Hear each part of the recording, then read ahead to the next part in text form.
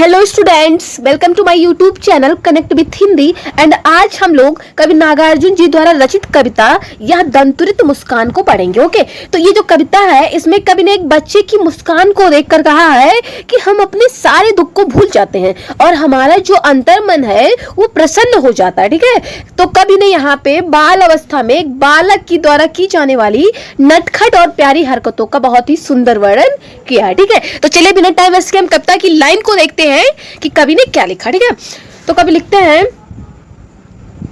तुम्हारी यह दंतुरित मुस्कान मृतक में भी डाल देगी जान। ठीक है, कवि को छोटे से बच्चे के नए नए निकले दांतों की मनमोहक मुस्कान में जीवन का संदेश दिखाई देता है। ठीक है, इसलिए कवि कहते हैं कि हे बालक, तुम्हारे ये छोटे छोटे दांतों वाली मुस्कान इतनी मनमोहक है कि यह किसी मरे हुए व्यक्ति में भी जान डाल सकती है। ठीक है, अर्थात इस मुस्कान को देखकर तो जिंदगी से निराश और उदासीन लोगों के हृदय भी प्रसन्नता से खिल उठते होंगे और हताश और निराश लोगों को भी जीवन जीने की प्रेरणा मिल जाती होगी। ठीक है, तो ये बात आपको समझ में आ गई ना।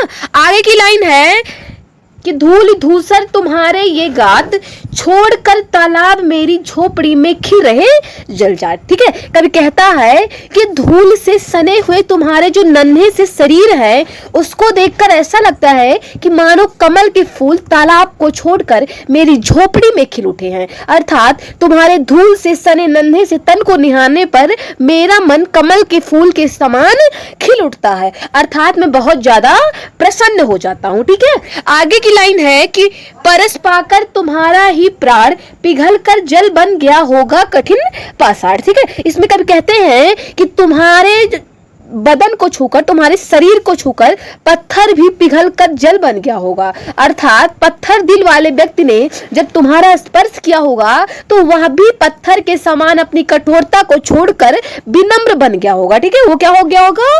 विनम्र बन गया होगा। ठीक है, तो ये लाइन आपको समझ में आ गई ना।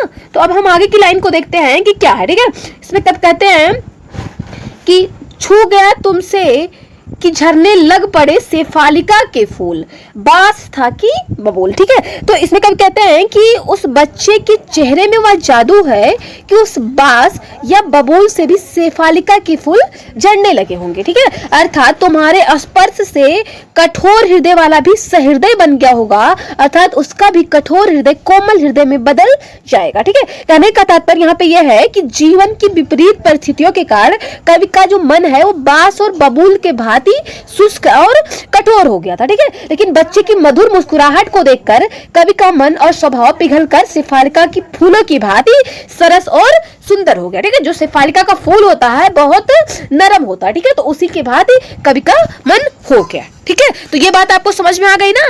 तो आगे की हम लाइन देखेंगे क्या है कि तुम मुझे पाए नहीं पहचान देखते ही रहोगे अनिमेष। ठीक है, कभी उस छोटे से बच्चे से कहते हैं जो कि कभी का ही बच्चा रहता है और कभी उनके पिता रहते हैं, तो उससे कहते हैं कि लगता है कि तुम मुझे पहचान नहीं पाए हो, क्योंकि जो बच्चा होता है वो कभी को बिना पलक झपकाए देख रहा होता है। ठीक है, वो ऐसे देखता ही, तो कभी इसलिए बोलते हैं। ठीक है, आगे की लाइन है कि थक गए हो आंख लूं मैं फिर। ठीक है, कभी उस बच्चे से कहते हैं कि अगर तुम मुझे बिना पलक झपकाए देखोगे तो मैं तुम्हारी सुविधा के लिए अपनी आंखें फेर लूंगा। ठीक है, अर्थात कब बच्चे से उसके पास खड़ा होकर पूछते हैं कि तुम मुझे इस तरह लगातार देखते रहोगे तो तुम थक जाओगे, इसलिए मैं तुम्हारी सहजता के लिए, ताकि तुम स्वयं को सहज पाओ, तुम खुद को आराम दे पाओ, इसलिए मैं अपनी नजर स्वयं हटा लेता हूँ। ठीक है, ताकि तुम भी अपनी पलक झपकाओ और आराम से रह पाओ। ठीक है, ये बात आपको समझ में आ गई ना।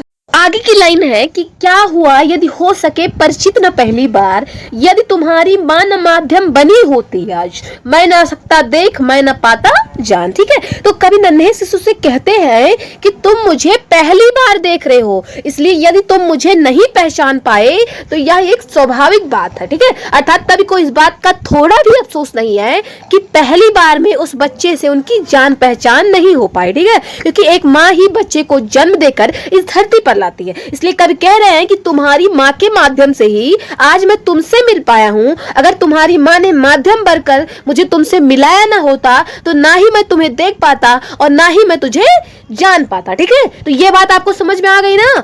तो आगे की लाइन है कि तुम्हारी यह दंत तुरित मुस्कान, धन्य तुम माँ भी तुम्हारी धन्य। ठीक है, कभी कहते हैं कि इस बात के लिए मैं तुम्हारा और तुम्हारी माँ का शुक्रिया अदा करना चाहता हूँ कि तुम दोनों के कारण ही मुझे भी इस सौंदर्य का दर्शन करने का भाग्य मिला। तुम्हारी अर्थात मेरी पत्नी ने ही मुझे बताया है कि तुम मेरे बच्चे हो, नहीं तो मैं तो तुम्हारी दांतों से झलकती मुस्कान को भी नहीं जान पाता। ठीक है, ये कभी अपने बच्चे से कह रहे। ठीक है, आगे की लाइन है कि चिर प्रवासी मैं इतर मैं अन्य, इस अतिथि से प्रिय तुम्हारा क्या रहा संपर्क, उंगलियां माँ की कराती रही है मधुपर्क। ठीक है, कभी कहते हैं कि मैं तो हमेशा घर से बाहर किसी अलग शहर में रहता हूँ और बहुत दिनों बाद आज घर आया हूँ, इसलिए मैं तुम्हारे लिए किसी अनजान व्यक्ति की तरह या किसी मेहमान की तरह ही हूँ। मैं तुम्हारे लिए एक अजनबी और परदेसी हूँ, इसलिए मैं समझ सकता हूँ कि तुम्हारी मुझसे कोई जान पहचान